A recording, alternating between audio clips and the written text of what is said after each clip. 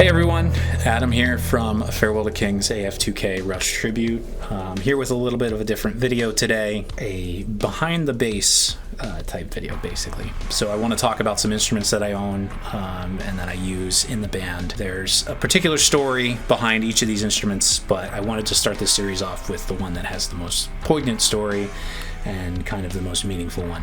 I'd like to talk about this bass, which is a 2014 Geddy Lee signature US jazz bass. So this bass is essentially similar to Geddy's USA signature basses. However, in 2015, they did a limited edition run of, I think it's 100, of the bass in crimson red, basically to match Geddy's custom shop that appeared in the mid-90s for all the songs that they dropped tuning, or for most of the songs that they dropped tuning, I should say. You'll notice the date is 2014, and I said that the run was in 2015. Well, that's because this is the artist proof that Fender made for Geddy to give the official stamp of approval on before these went into production. With this model, I actually did a comparison with my buddy Tim Starachi from Why Not. He has one of the signature red jazz basses, and we did kind of a compare and contrast, and it seems like the neck is a little bit more worn on this particular bass than the production models. However, these necks in general are more akin to the made in Mexico models and also the crafted in Japan Geddy Lee signatures, which have been popular for years. The neck is very thin and plays really well, which is why it's become a main instrument. You've seen it in a couple of the videos recently that we've done. I've been playing it out live on Circumstances, Subdivisions, Animate. And it's really quite a fantastic instrument. Has the Geddy Lee signature bass bridge down here that replaced the badass bridge when they ran into production issues, so that's kind of cool there. The black pearloid pickguard and the beautiful flame maple top. So there have been a couple pictures of Geddy with this bass. Mainly there's a poster for the Big Beautiful Book of Bass, and a similar picture is in a magazine for home interior decoration, I believe it was, or it talked about home lifestyle or something of that nature, and Geddy is sitting there with the bass in his den.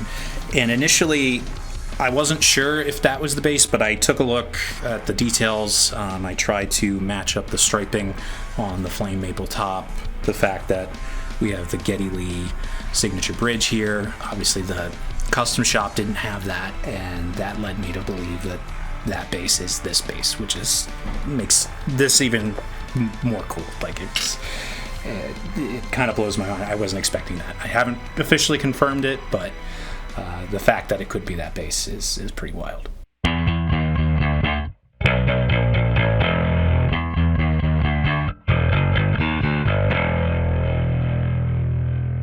So I've been collecting basses for a while now. My passion really kind of spurred during the pandemic, and I really went down a rabbit hole with Rickenbacker bass guitars specifically, to the point where I was trying out different models, different years, to see what really fit my style and what I really enjoyed. And obviously that was spurred by Geddy's huge book of 50,000 Rickenbackers. Not actually, but quite a few. I began collecting. I went through like a 1974, a 1979 at one point. But then I came along a gentleman who was selling one on Craigslist outside of Philadelphia, and it was a 1972 Rickenbacker 4001 in burgundy glow. There's something particular about that run of basses. During that time at Rickenbacker, it seems either a different formulation of the paint was used, or there was some overspray left in the nozzle when a certain batch of burgundy basses and guitars were painted, essentially. The end result is a darker shade of burgundy it's been called eggplant glow, dark burgundy glow, over the years. And so there's a very rare period in there that the instruments are this gorgeous deep burgundy color. So I eventually bought the bass because it was the first time I had a bass from 1972, and it was gorgeous with the full length pearl inlays, the half-inch spacing on the neck pickup, and it was a gorgeous bass. It sounded and played really well. The neck was amazing, and it was probably one of the best Rickenbackers I ever owned. However, I was terrified to take it out of the house. Did not want to take it to sessions. I did not want to take it to gigs. I just was not into the idea of it leaving that, because it's such a pristine and special instrument. I got the idea that I needed to sell it because it was sitting in a case and not being appreciated as much as it could have been. So I decided to post it online, and then I reached out to a few musician friends to see if anybody was interested. And one in particular, who's become a good buddy of mine, said that he wasn't interested and thought it was a really cool piece, but he might know somebody that did. And he asked me for my email address, and then all of a sudden I got an email in my inbox from Scully, who is Geddy Lee's tech. Scully just asked me for some pictures of the bass. They wanted to take a closer look, and so I immediately dropped whatever I was doing, and I took some in-depth pictures of the bass and the instrument itself. So they made me an offer on the bass, super fair offer, and I was thinking about taking it, and then I had an idea that popped in my head, and I said, is there any way you would be interested in trading any instruments? Is there anything lying around that you're willing to do a swap with? Scully got back to me and said, hey, I'll take a look.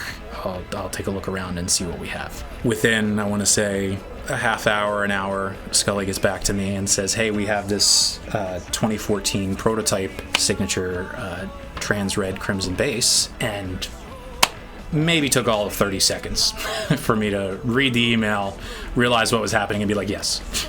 Because it's not every day that you can trade basses and have such a cool interaction with your heroes and people that you admire. So that was a done deal. In addition to the bass, they kindly threw in a copy of Geddy's book, the big bass book. He signed it and personalized that to me, so thank you, Geddy, for that. And in addition, they reached out to Tom Brantley, who did all of Geddy's pickups for the longest time, and still makes the Geddy Lee signature pickups, which are awesome, by the way. So they got him to give me a set of those pickups, and I threw them in the space once I received them both. So thanks, Tom. Now this is the bass as it sits today. So thank you, Geddy. Thank you, Scully. Thank you, Tom. Thank you, everybody that was involved with making that happen.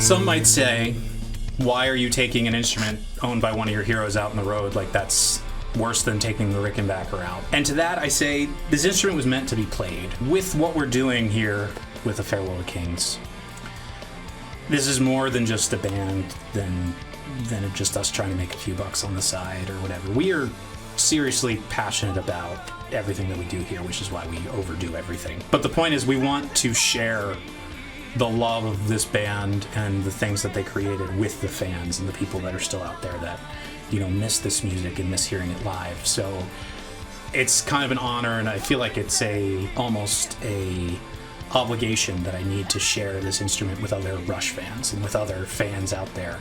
This is important, and this is a piece of modern history, and this is this is important to the band, and I know that there are a lot of people that'll appreciate it. So yeah, that's all I have pretty much to say about this bass. I hope you enjoyed that little video. There's a lot of rambling there.